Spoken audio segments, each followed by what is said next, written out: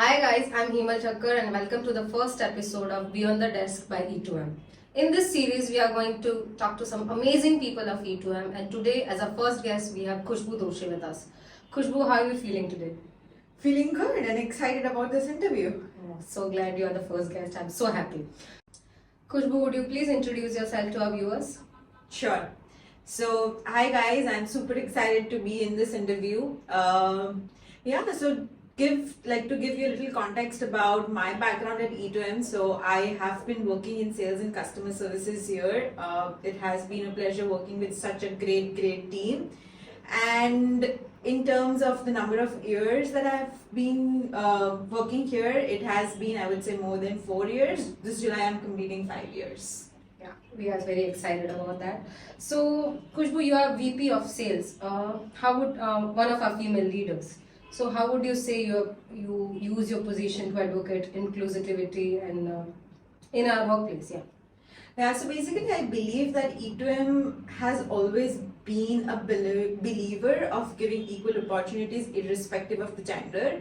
So, if I take my example, when I joined, I was like, I could never be in a leadership position because females are usually not that supported when it comes to leading roles, and specifically when it comes to sales, because it's very demanding profile. But my niche just changed the thought process and kind of the prerequisites or the notions that we have in our mind. It's just your sheer hard work and dedication can kind of lead to doors that you might have felt would not have opened for you irrespective of your gender. So I feel that's a myth which just got bursted when I became a part of E2M, that irrespective of the gender, whatever your capabilities are, you'll definitely get that opportunity. I totally agree with you there. How do you define success?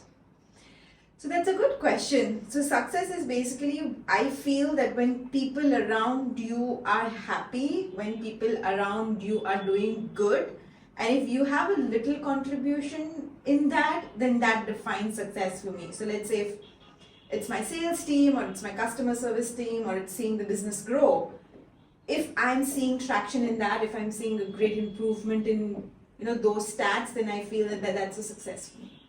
Understood. So was it always your plan to be in sales? Take us down the memory lane. What's your journey so far? Being in business development or being in sales or customer services was never in the books for sure. As a childhood dream, I would say I dreamed to be an aviation engineer, as fancy as it sounds, but yeah, I was like literally the one who used to kind of think of machines and space shuttles and aircraft and things like that, and life had different plans.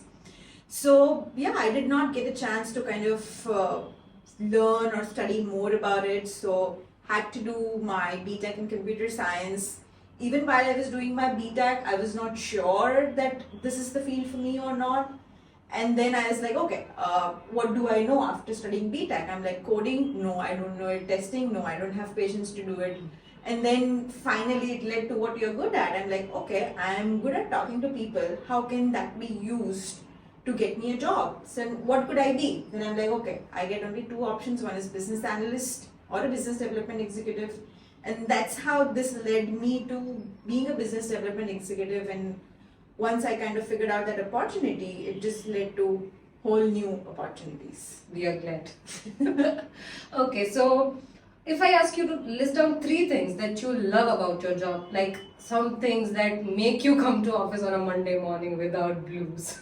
Okay. I feel my job on the whole is very exciting. So figuring out like top 3 things would be really difficult. But yeah, one thing that I feel really pumps me up is seeing the growth of the people. So it's like it's all about our profile is all about numbers and talking to different clients, like pitching your services, getting business.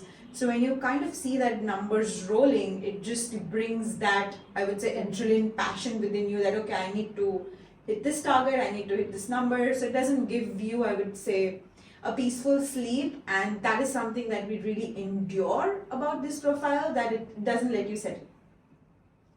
Okay. Tell me one thing that you learned here in E2M and that has been helping you ever since.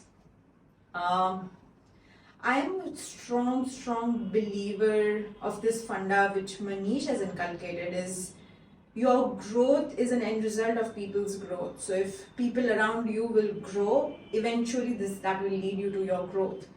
So that is something which I feel that I've seen here, I have seen the results of it, and that is something I would say it's going to remain with me for lifelong.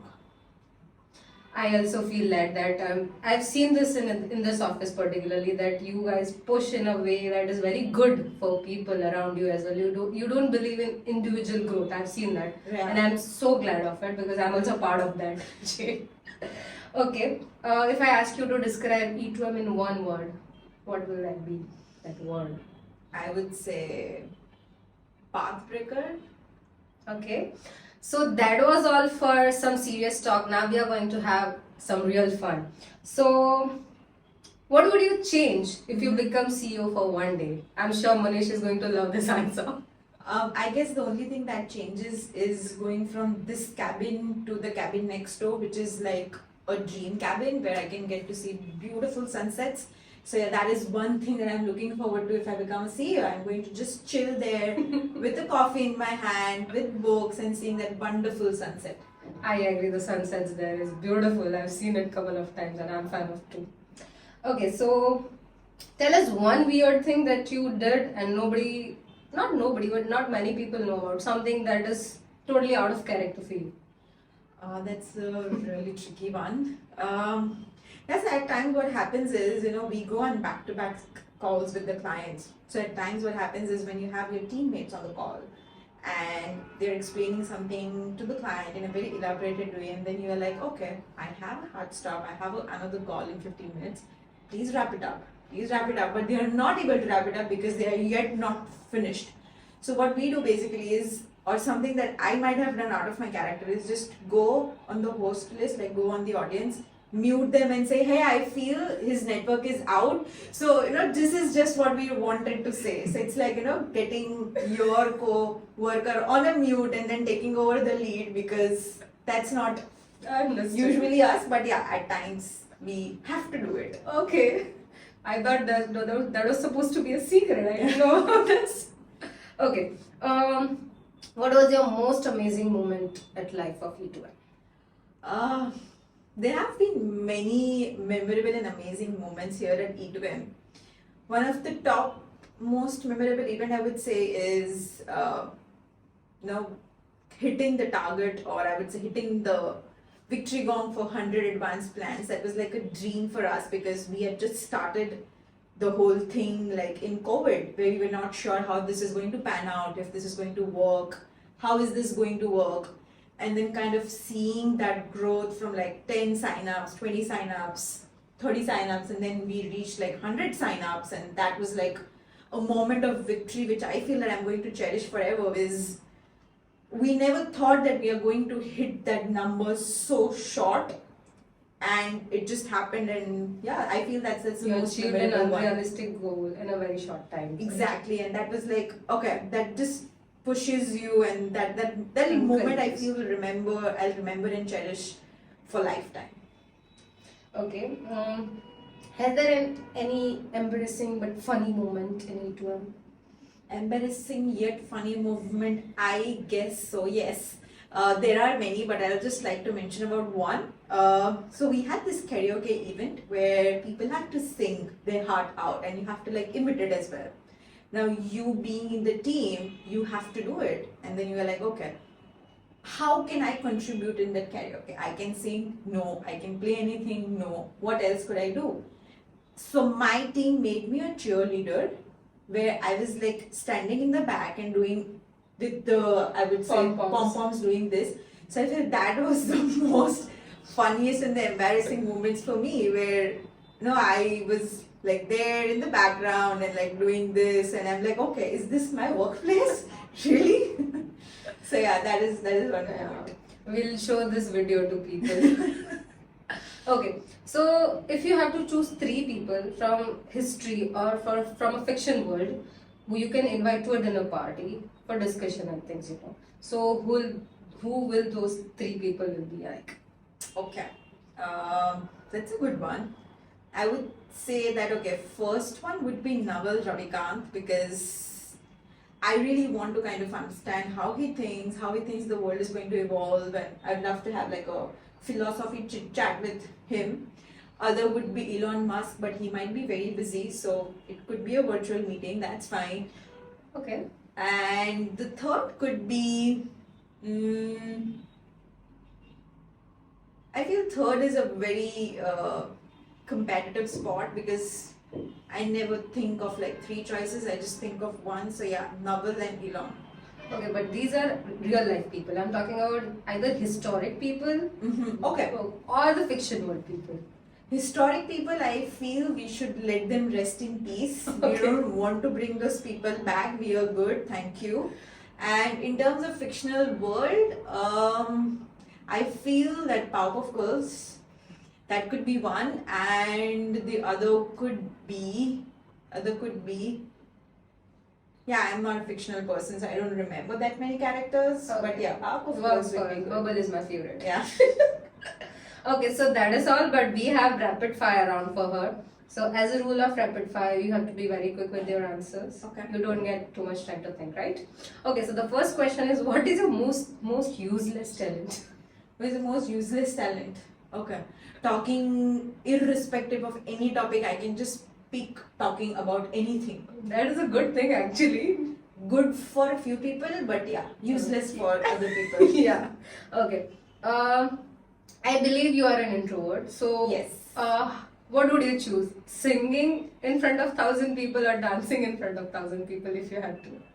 I would say dancing in front of 1,000 people Oh my because I God. can just close my eyes and think there's no one and still can dance my heart out. I honestly thought you'll choose singing because you know it says that pictures are something that stays in the memory. Songs that someone would listen Hear it and out. hear it and not hear it, but if they've seen you dancing, they'll remember it forever. Yeah, but I feel that if You're a I'm good dancer? singing, I would say a sober dancer, not Okay. really good. But if I have something on me, then I could be a good dancer. It has to be something that provokes me, like a coffee or a drink or two. I don't know, but yeah. Okay. Name 3 of your guilty pleasures.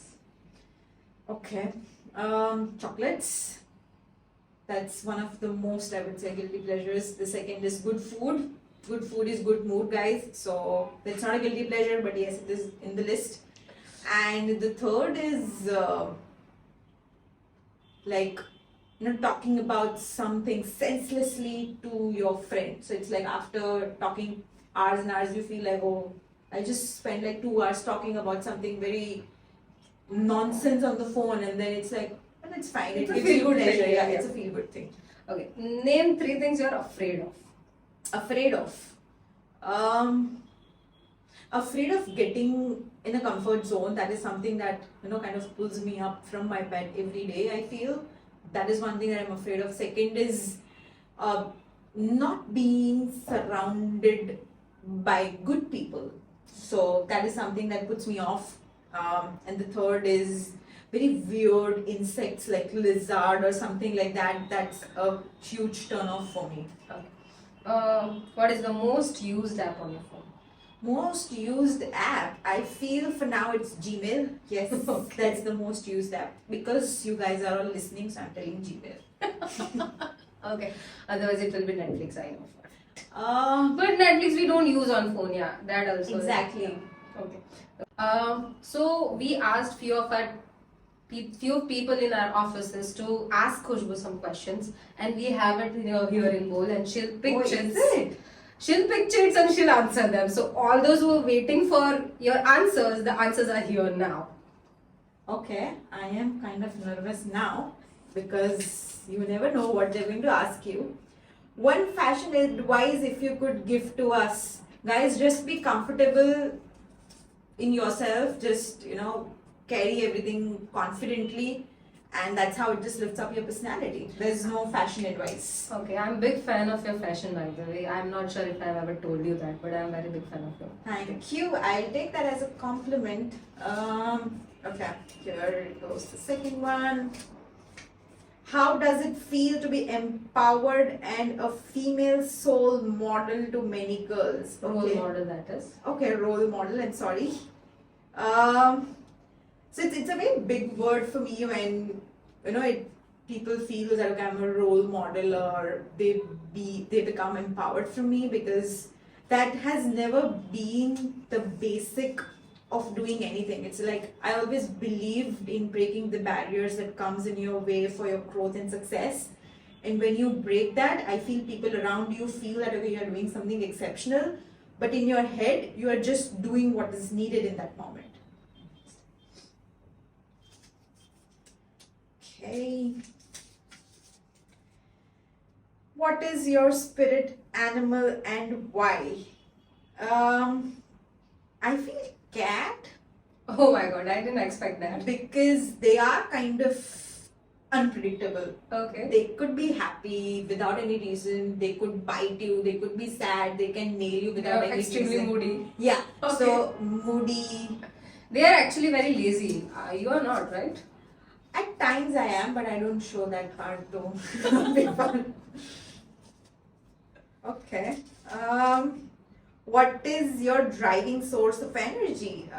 Seeing people around me working very hard, that's my driving source of energy. So, there's one thing that I've seen here is you come at 9 a.m., you'll see people around working. You go at 10 p.m., you'll see people around you working. And I'm like, do you guys even sleep? Like, let's just give some rest that, so those are the things that keeps you going, where you're seeing that hustling culture, yet you are seeing people striving for success so hard.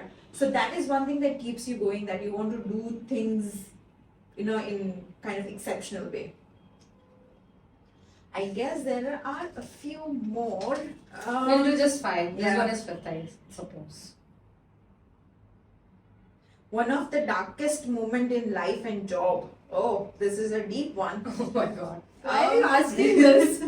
No, we do have like dark moments. Nobody's life is like a fairy tale. So one of the darkest moments I feel was for me was COVID, because it's like you are in 4 walls, you have to do things, and you've never been in that situation before. You are used to people around, and so that was one of the darkest phase, which I feel that took me into a dilemma where I felt that this is not me, but yet you have to behave or you have to kind of act in a normal way. So that was the darkest moment. And I feel what helped me is to understand, make conscious decisions as to I am not feeling good, talking to people that I'm not feeling good, I'm feeling very different from the usual self of me, and then taking the help. So I feel darkest moments will come in life, but then you have to open up, talk about that with people who love you, and then they can help you get out of it. I totally agree there. So we'll do this for now. We'll not go through all the questions. Sorry guys, I hope you understand. Okay, so do you have any word of advice for our viewers? Just go for it. Do it big or go home. Don't think of being a mediocre.